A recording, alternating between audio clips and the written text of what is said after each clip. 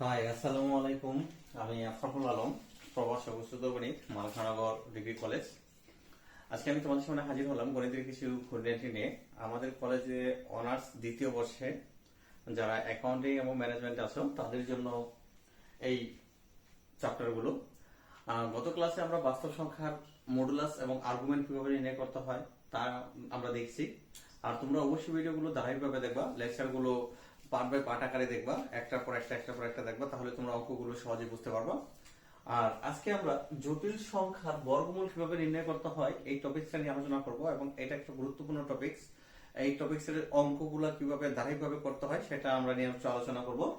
তাহলে এইখানে আমরা জানি জটিল সংখ্যা কাকে বলে। এর আগের লেকচারে আমরা আলোচনা করছিলাম, তোমরা অবশ্যই ওই লেকচারগুলো দেখে নেবা। আর যদি ওই লেকচারগুলো না দেখো তাহলে এখানে অনেক কিছু বুঝতে পারবে না, কারণ এখানে আয়ের একটা ব্যবহার আছে। আয়কে অবাস্তব সংখ্যা বলা হয়।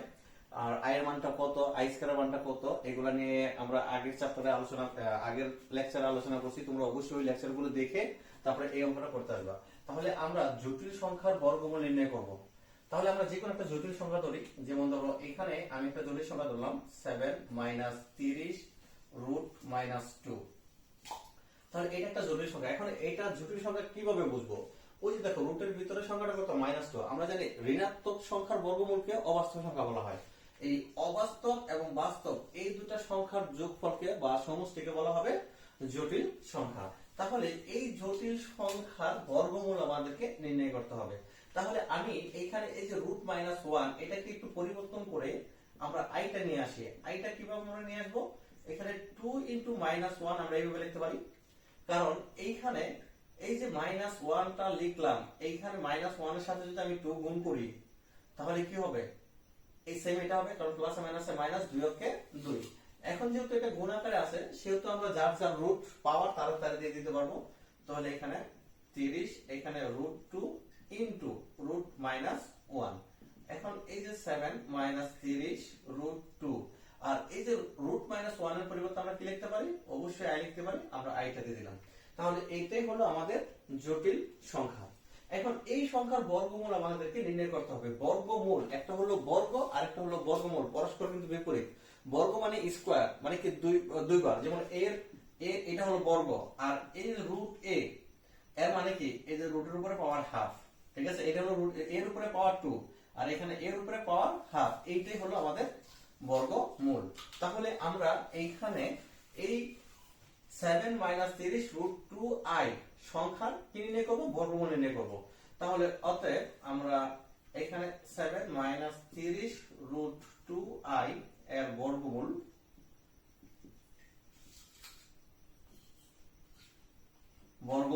কত? এখানে আমরা a রুট দিলাম, এখানে 7 - 30 √2i। ওকে, আমরা এটা দিলাম। এখন এইটার মানটা আমাকে নির্ণয় করতে হবে। আমরা জানি যে কোনো একটি জটিল সংখ্যার বর্গমূল একটা জটিল সংখ্যা হয়। তাহলে বর্গ একটা জটিল সংখ্যা হয়, বর্গমূলও জটিল সংখ্যা হয়। তাহলে এই জটিল সংখ্যার বর্গমূলের সংখ্যাটাও কি হবে? একটা জটিল সংখ্যা হবে। এর জন্য আমরা ধরি এইখানে √7 - 30 √2i = x + iy। এখন এটাকে আমরা 1 নম্বর সমীকরণ বের করতে হবে। 1 নম্বর সমীকরণ দিলাম। আমি যদি কোনো মতে x এবং y এর মানটা আমি বের করতে পারি, ওই মানটা যদি আমি এখানে বসাই দেই তাহলে এটা এটা আমরা বের করতে পারবো। এখন মূল টার্গেট কি? আমাদের মূল টার্গেট হলো x এবং y এর মানটা বের করা। কিভাবে? এটা থেকে x y এর মানটা আমরা বের করব। যেহেতু এইটার উপরে বর্গমূল আছে, এটাকে আমরা বর্গ করলে কি উভয় পাশ থেকে বর্গমূলটা কেটে যাবে। তাহলে আমরা এখানে বা 7 - 30 √2i এইখানে আমরা বর্গ করলাম, তাহলে x + iy²। তাহলে এইখানে রুট স্কয়ারে কাটা, তাহলে 7 - 30 √2i = এটাকে আমরা a দেবো আর এটাকে b দেবো। a + b² সূত্র হলো a² + 2ab + b², b বলতে iy। ওকে, এখন 7 - 30 √2i = x², এইখানে +2xyi গুণ করে দিলাম, আর এইখানে i² y²। ওকে, আমরা এখানে 7 minus 30 root 2i is equal x square plus 2xy i plus i স্কয়ারের মান কত -1। i স্কয়ারের মান -1 কেন অবশ্যই তোমরা এর আগের লেকচারগুলো দেখলে অবশ্যই বুঝতে পারবে। আর এখানে y স্কয়ার দিয়ে দিলাম, তাহলে এইখানে আমরা এই 7 মাইনাস 30 রুট 2i ইকুয়াল এই x স্কয়ার। এখানে একটু লক্ষ্য করো তো, আমি যদি এখানে -1 আর এই যে প্লাস প্লাস মাইনাসে মাইনাস আর y স্কয়ার আর এইখানে প্লাস 2xy i এটা আমি দিয়ে দিলাম। তাহলে এটাকে যদি আমি 1 নম্বর সমীকরণ ধরি, 2 নম্বর সমীকরণ আমরা এখানে এটাকে ধরবো। এখানে আমরা একটু লক্ষ্য করি, এটা একটা জটিল সংখ্যা কেন, বাস্তব বাস্তব এবং অবাস্তব সংখ্যার সমষ্টি। এখানে সমষ্টি বলতে কি, এখানে মাইনাস মাইনাস না, আমরা মাইনাসটা যদি এখানে ভিতরে দিয়ে প্লাসটা লিখি, মাইনাসকে আমরা সমষ্টি আকারে প্রকাশ করতে পারি। এটা আগের লেকচারে তোমরা অবশ্যই ভিডিওগুলো দেখবা। তাহলে এটা বাস্তব আর এটা অবাস্তব। আবার এইখানে একটু লক্ষ্য করো, এখানে কোথায় আই আছে, এই জায়গায় আই আছে আর এই জায়গায় আই নাই। তারপরে তাহলে এইখানে এইটা হলো বাস্তব আর এটা হলো অবাস্তব। তাহলে দেখো দুইটা জটিল সংখ্যা যদি সমান হয়, বাস্তবে বাস্তবের সমান হয়, অবাস্তব অবাস্তবের সমান হয়, তাহলে আমরা এখানে কি করব, আমরা এখানে এই 2 নং সমীকরণ হতে 2 নং হতে বাস্তব এবং অবাস্তব অংশ বা জটিল অবাস্তব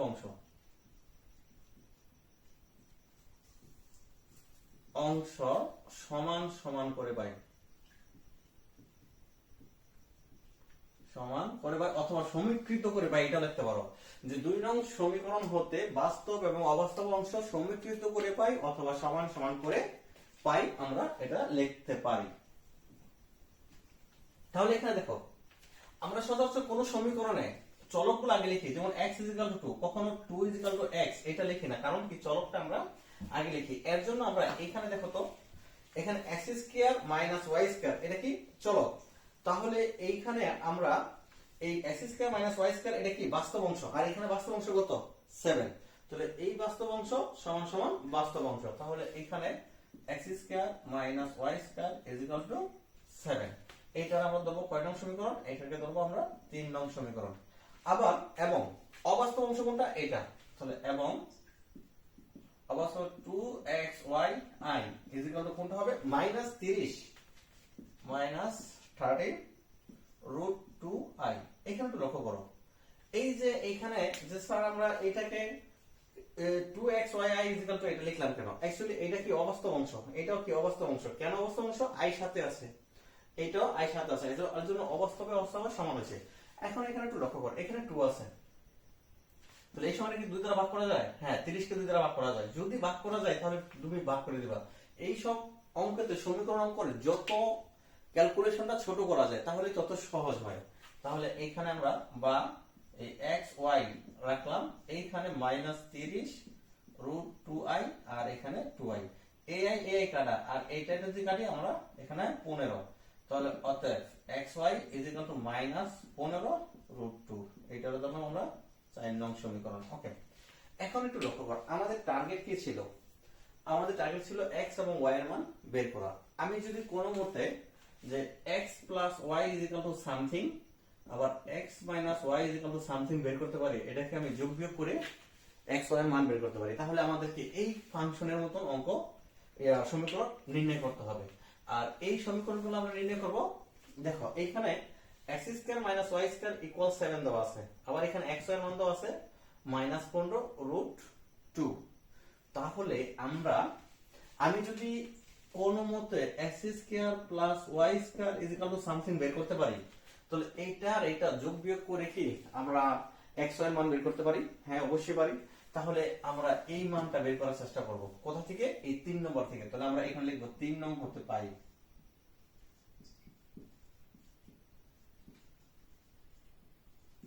ওকে, তাহলে 3 নং হতে পাই যদি কি করি, এখানে x square minus y square is equal two 7। এখন এটাকে আমি বর্গ করব। ওকে, আমরা 9 10 আমরা একটা সূত্র শিখছিলাম, সূত্রটা কি ছিল যে এখানে a plus b whole square যদি হয় তাহলে আমরা a minus B whole square এখানে প্লাস 4 এই সূত্র নেই আমি, অথবা আবার এখানে a minus B whole square এটা সূত্র হলো a plus B whole square minus 4ab। তাহলে এই সূত্রটা আমরা এখানে প্রয়োগ করব। এই x স্কয়ারে ধরবো আর y স্কয়ারে b ধরবো। তাহলে a মাইনাস বি হোল স্কয়ারের সূত্র হলো a plus B whole square, এখানে প্লাস হলে এটা হবে মাইনাস 4a, a মানে কি x স্কয়ার আর b মানে কি y স্কয়ার, এখানে 7 7 49। ওকে, এখন একটু লক্ষ্য করো, আমরা এখানে এই x square plus y square whole square এইটা আমরা এখানে দিলাম। ওকে, এখন আমরা এখানে 4 এই যে xy গুণাকার আছে এর জন্য হোল স্কয়ার এখানে দিয়ে দিলাম আর এখানে 49। কেন এটা লিখলাম? কারণ আমার এখানে xy মানটা আছে, xy মানটা আমাকে এখানে বসাইতে হবে। তাহলে এইখানে বা এইখানে x square plus y square whole square 4 এইখানে minus 15 √2 whole square is equal to 49।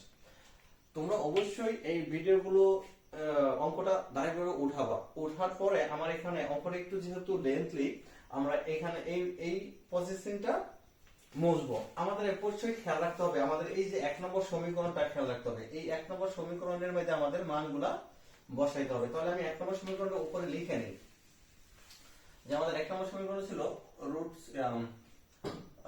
Root 7 minus 30 √2i is equal to x plus i y। এটা ছিল আমাদের 1 নম্বর সমীকরণ। আমাদের 1 নম্বর সমীকরণ আমি কেন লিখলাম? কারণ 1 নম্বর সমীকরণ আমরা x এর মানটা বসাইতে হবে। তাহলে আমরা এইখানে এটা মুছে ফেলবো। ওকে, আর এইখানে সমীকরণ কত আছে? 2 আছে, এটা দরকার হবে না, আমাদের সমীকরণ 3 দরকার হবে। ওকে, তাহলে এইখানে x square plus y square whole square minus 4 আমরা এটাকে বা আমরা 1 নম্বর সমীকরণ আমার এখানে দরকার ছিল যে আমি উপরে লিখে রাখছি, কারণ 1 নম্বর সমীকরণে আমার x এর মানটা বসাইতে হবে। তারপরে এখানে x square plus y square whole square minus, তাহলে এখানে দেখো মাইনাস এর উপরে স্কয়ার, তাহলে মাইনাস উপরে যদি স্কয়ার থাকে মাইনাসটা অবশ্যই প্লাস হয়ে যাবে। আর 15 এর স্কয়ার করলে 15 আর 15 225, আর √2 এর স্কয়ার করলে √2 স্কয়ারে কাটা ইনটু 2, আর এটার আগে কত ছিল?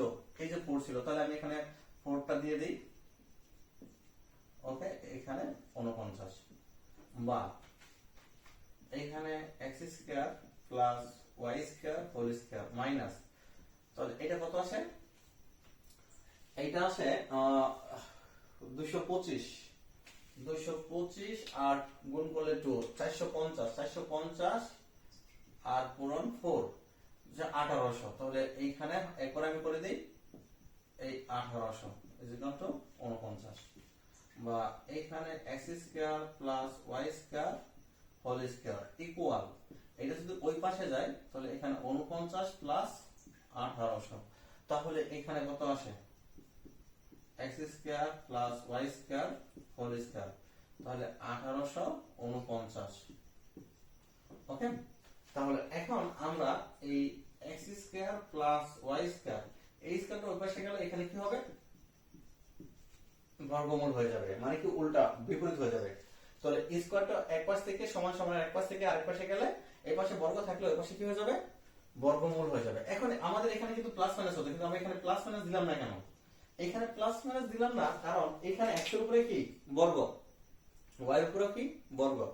x এর মান যদি ঋণাত্মক সংখ্যা হয় বর্গের কারণে এটা কি হয়ে যাবে? ধনাত্মক। y এর মান যদি ঋণাত্মক হয় বর্গের কারণে এটা কি হয়ে যাবে? ধনাত্মক হয়ে যাবে। তার মানে কি দুইটা রাশির বর্গের সমষ্টি কখনো ঋণাত্মক সংখ্যা হয় না, এটা অল টাইম ধনাত্মক সংখ্যা হয়। এর জন্য এটার মানটা আমরা প্লাস নিয়ে ধরবো। এখন 1849 কে বর্গমূল করলে সম্ভবত 43 হয়, তাহলে আমি 43 আর 43 গুণ করে দেখি, 3 3 9 আর 3 4 12 ইনটু 3 4 12 2 হাতে থেকে 1 4 16 1 17, তাহলে দেখি এখানে 9 4 8 1, হ্যাঁ 43। তার মানে কি আমাদের এখানে বা x square plus y square is equal two 4 3, এটা কয় নম্বর সমীকরণ? এখানে ছিল 4 নম্বর, এটা ছিল 5 নম্বর। ওকে, এখন একটু লক্ষ্য করো, আমাদের 3 নম্বর সমীকরণে x square minus y square equal 7 আছে, আবার 5 নম্বর সমীকরণে x square plus y square equal 43 দেওয়া আছে। তাহলে আমি যদি 5 নাম্বার থেকে 3 নাম্বারটা বিয়োগ করি একবার এবং যোগ করি একবার, তাহলে কি একটা একটা চলক কাটাকাটি করে একটা করে চলকের মান বের হবে। তাহলে আমি এখানে 5 নাম্বার এখন 5 বিয়োগ 3 করে পাই। তাহলে 5 নাম্বার কি ছিল? 5 নাম্বার ছিল x square plus y square is equal two 43। আবার 3 নাম্বার ছিল x square minus y square is equal two কত ছিল? 7। ওকে, তাহলে আমি কি করব? আমি অবশ্যই যোগ করব। তাহলে আমি এখানে যোগ লিখি, যোগ করে পাই যে 5 নং এবং 3 নং যদি যোগ করি তাহলে কে কে কাটা যায়? y স্কয়ার কাটা যায়। তাহলে এখানে 2x square is equal two, তাহলে 47 আর এখানে 7, 43 এবং 7 যদি যোগ করি তাহলে কত হয়? 50। ওকে, এখন আমি এই পাশে এগুলো মুছে ফেলবো কারণ এগুলো আমাদের দরকার হবে না। তোমরা এখানে সবসময় মনে রাখবা, এখানে আমাদের দরকার হতে পারে যে এই সমীকরণটা x এর মান কত? মাইনাস x এর মান হলো -15√2। তাহলে আমাদের এই সমীকরণটা, তাহলে x এর মানটা হলো -15√2, এইটা আমাদের দরকার হতে পারে। আমি উপরে যেটা দরকার হবে সেটা আমি উপরে রেখে রাখলাম। এখন আমি এইখানে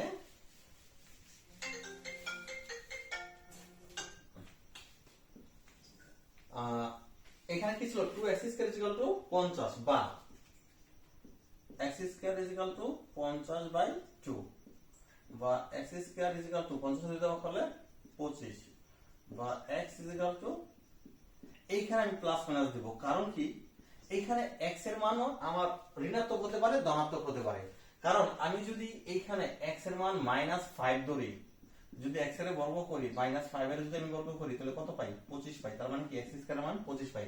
আবার x এর মান যদি আমি +5 ধরি তাহলে বর্গ করলে এটাও 25 পাই। তার মানে কি x এর মান যদি -5 হয় তারপর বর্গ করলে 25 পাবো, +5 হলো বর্গ করলে 25 পাবো। এর জন্য আমরা এইখানে x এর মানটা প্লাস মাইনাস ধরবো। ওকে, তাহলে এইখানে অতএব x is equal two plus minus, আমরা প্লাস মাইনাস 5। ওকে, তাহলে এইখানে x এর মান কত পেলাম? প্লাস মাইনাস 5 পেলাম। আবার এই 5 নং বিয়োগ 3 নং করে পাই। তাহলে 5 নং কি ছিল? x square plus y square is equal two 43 আর 3 নং ছিল এই x square minus y square is equal two 7। আমি কি করতেছি? বিয়োগ করতেছি। বিয়োগ করলে কি এই যে চিহ্নগুলো পরিবর্তন হবে, প্লাস হলো মাইনাস, এটা মাইনাস হলো প্লাস, এটা মাইনাস। এখন একটু লক্ষ্য করো, এই উপরে x স্কয়ার প্লাস আর নিচে x স্কয়ারটা মাইনাস, এটা কাটা। তাহলে এখানে 2y স্কয়ার ইকুয়াল, এখানে কত হবে? তাহলে 7 গুলো থাকে না 36 বা y square is equal two 36/2 বা y square is equal two 18। তাহলে আমি একটু এই পাশে যাই, বা এখানে y ইজ ইকুয়াল টু, এইখানে প্লাস মাইনাস 18, তাহলে বা y is equal two plus minus, আমি 9 * 2 লিখতে পারি অবশ্যই। y ইজ ইকুয়াল টু এখানে প্লাস মাইনাস 9 এর রুট করলে কত হয়? 3, আর 2 এর রুট করা যায় না, √2। তাহলে y এর মানটা কত আসলো? অতএব y is equal two plus minus 3√2। তাহলে এখানে দেখো তো, আমরা এই জায়গায় x এর মান পাইছি প্লাস মাইনাস 5 আর এইখানে পাইছি কত? Plus minus 3√2। এই x এবং y এর মানটা আমরা কোথায় বসাই দেব? 1 নং সমীকরণে বসাই দেই। তাহলে x ও y এর মান 1 নং এ বসিয়ে পাই। তাহলে এখানে একটা সমীকরণ 7 - 30√2i ইকুয়াল, x এর মানটা কত ছিল? x এর মানটা ছিল এই যে প্লাস মাইনাস 5, তারপরে এইখানে কত ছিল? প্লাস, ওকে দিলাম প্লাস, তারপর y এর মানটা কত ছিল? এই প্লাস মাইনাস 3√2। তাহলে এটা আমি ব্র্যাকেট আটকে দিলাম। ওকে, এখন একটু লক্ষ্য করো, আমাদের এখানে আমি প্লাস মাইনাস 5 দিলাম, এইখানে a plus a plus plus a plus a plus a plus a minus plus a মাইনাসে মাইনাস 3√2। আর এখানে এই দেখো, এখানে i ছিল কিন্তু y এর সাথে কি ছিল? i ছিল, i টা আমাদের এখানে দিয়ে দিতে হবে।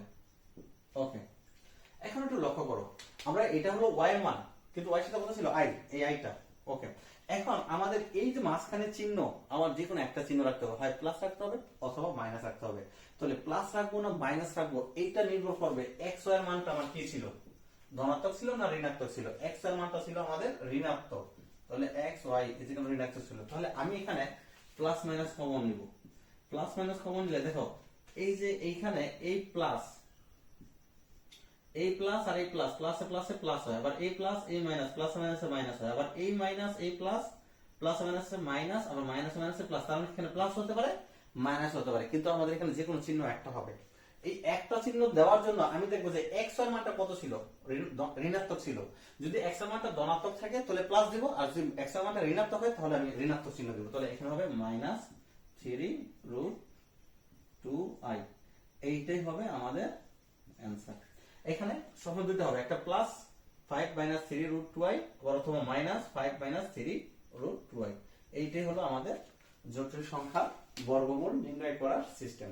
তাহলে এখানে কতগুলো ধাপ আছে, তিন চারটা ধাপ আছে। ধাপটা কি, প্রথম জটিল সংখ্যাটাকে আমরা যদি আই না থেকে আইটা নিয়ে আসবো, নিয়ে আসার পরে আমরা ওই বর্গমূল করবো, বর্গমূলটাকে একটা জটিল সংখ্যা ধরবো, ওই দুটাকে বর্গ করে আমরা দুইটা জটিল সংখ্যা সমান করব। জটিল সংখ্যা দুটা সমান হলে বাস্তব এবং অবাস্তব